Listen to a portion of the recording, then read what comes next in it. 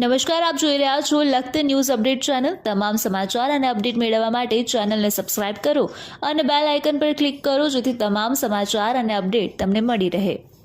નીલકંઠ મહાદેવ મંદિરમાં ઉમદા કામગીરી। હાલમાં પડી રહેલ ગરમીમાં લોકોને રાહત મળે તે માટે થઈ નિઃશુલ્ક છાશનું વિતરણ શરૂ કરવામાં આવ્યું। લખતર ગામના નામી અને સેવાભાવી એડવોકેટના સહયોગથી છાશ વિતરણ શરૂ કરવામાં આવ્યું।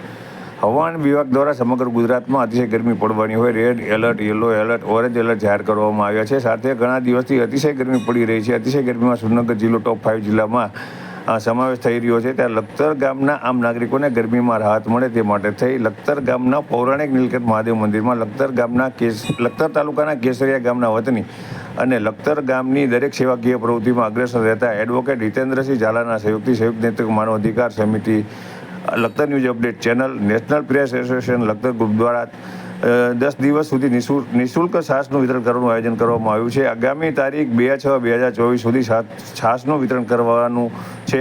ત્યારે મોટી સંખ્યાની અંદર લખતર ગામના શ્રદ્ધાળુ ભક્તજન લખતર નીલકંઠ મહાદેવમાં ભગવાન શિવની પ્રસાદી રૂપ છાશ લઈ અને ધન્યતા અનુભવી રહ્યા છે। ત્યારે મોટી સંખ્યાની અંદર લખતર ગામના ખૂણે ખૂણાની અંદરથી લોકો નિઃશુલ્ક છાશ લેવા આવે છે।